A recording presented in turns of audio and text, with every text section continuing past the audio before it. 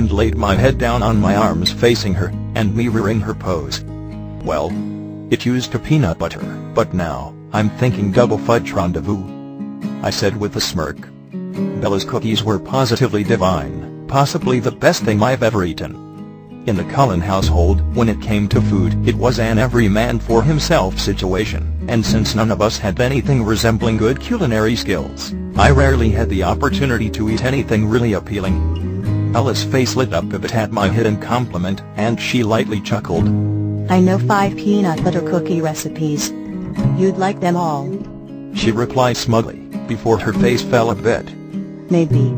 She paused, and looked away biting her lip, before she met my eyes again. Maybe tomorrow I could bring you some. Her statement came out sounding more like a question. I rolled my eyes at her very unsubtle attempt at questioning whether or not I was returning.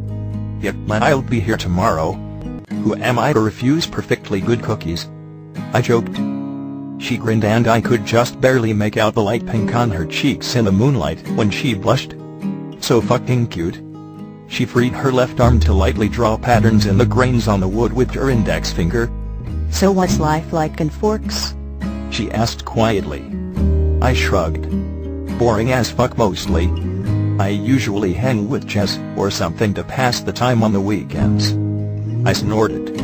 When he isn't completely obsessing over your bitch of a cousin. Bella shot straight upright then with an angry expression on her face. Hey. Alice is not a bitch. She sneered. I sat up slowly with my hands up in the air in a defensive gesture. Then curiously she furrowed her little brow. What do you mean obsessing? She asked cautiously. I let out a frustrated sigh, and swung my leg over the bench, so I was straddling it facing her, and leaned with my elbow on the table. He's been madly in love with Alice ever since I've known him. I have to hear about her every day, I sighed. Bella was frozen for a moment, and then doubled over in the softest laugh I've ever heard.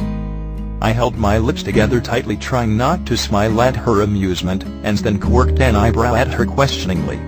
She composed herself before doing this weird snort laugh. I'm sorry, it's just... She trailed off with a chuckle. I sent her a frustrated glare. It was fucking annoying being out of the loop. She looked at me with apologetic eyes, and continued. Ever since I got here a week ago, I have heard nothing but Jasper this, Jasper that. She chuckled again, and then added in a high-pitched tone obviously meant to mock Alice. Oh my god, Bella. Isn't Jasper like so dreamy? Then we both doubled over laughter. Fucking figures. Neither one of those two had any balls. When our laughter finally quieted down, I lifted my head to Bella and shook it. Well, personally, I think we should keep our mouths shut a bit longer. Serves them right for making us suffer. I smirked conspiratorially. Bella chuckled and nodded at me. We returned to our previous positions with our heads down on the table, and sat in silence for a bit longer, just listening to the river and enjoying each other's presence. I had my eyes closed, enjoying the cold breeze on my face. I was still tired, exhausted actually. But having Bella with me made it easier to stay awake.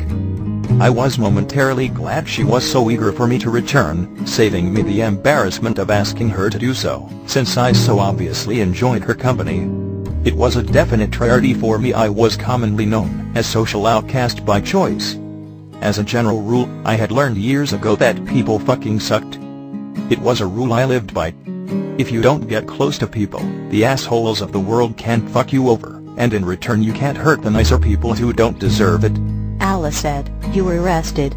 Bella said in a slurred, accusing voice.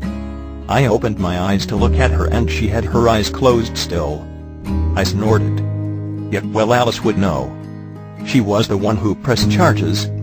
I said lazily, and let my eyes close again. Oh, really? Is that a story I get to hear? She half chuckled, half yawned. I let out a deep sigh and kept my eyes closed. There was this whole incident with her BMW freshman year. She was fucking bitter. She didn't press charges for it, probably because Jazz begged her not to, but she kept an eye on me, and eventually caught me doing something less than legal. I shrugged in avoidance and yawned, hoping she'd drop it. Well, what was it? She asked sleepily when I didn't continue. I opened my eyes then to find her staring at me expectantly. I was by no means proud of my criminal record, so I was somewhat frustrated at her persistence, but I decided to be honest. The past was the past after all. Possession of a controlled substance, I said carefully while gauging her reaction. Then, God bless her heart, she just fucking shrugged and closed her eyes again, like it was no big deal. I smiled a little bit, pleasantly surprised by her reaction. You'll have to excuse Alice. She has a slight tendency to hold grudges. Sometimes I find it admirable, but in other cases it can be a bit of a pain. She replied quietly.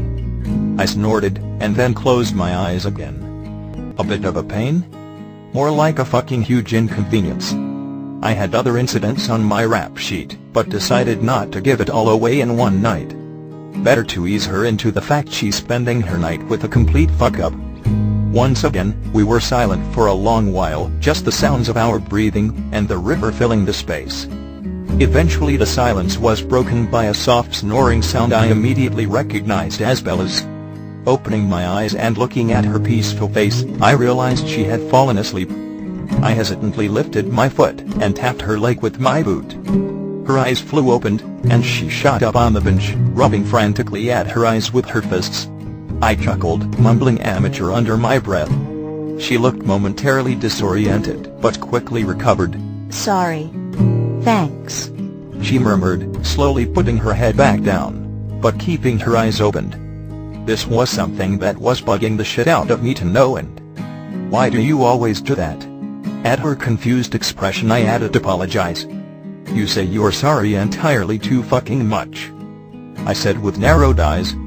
She shrugged, and looked like she was about to apologize for apologizing before catching my warning glare, then she chuckled. I don't know why I do it. I guess it was just a polite habit I got into, and now it's like second nature. She admitted quietly. I closed my eyes again. Well, you don't have apologized to me constantly, so cut that shit out, I replied in a hard voice. Seriously, it was annoying spending time with someone so utterly fucking apologetic. It kind of makes you feel like shit. I was sitting comfortable with my head down still, listening to the water again, and being lulled by its soothing sounds. Suddenly I felt a tap on my leg, and my eyes shot open. Bella was grinning at me. You fell asleep? She teased in a musical tone. I rolled my eyes at her teasing, but kept my eyes wide open. It was then I noticed the sun was showing signs of rising. Tentatively, I sat up on the bench, and rubbed my face with my hands. Sun's rising soon, I mumbled into my hands, and then glanced into clouds that were becoming lighter. With a deep sigh, I stood up from the bench, and began stretching my stiff limbs. Bella slowly followed my lead, picking up her bag of cookies from the middle of the table. She stood there shuffling her feet in an awkward gesture beside the bench. Well, I guess I'll see you tomorrow. She looked up at me and bit her lip. Yep, that's fucking cute too. I nodded. Tomorrow, I agreed with a grin. With that we both sleepily climbed down out of the gazebo, and back towards our homes, victorious in yet another nightly struggle.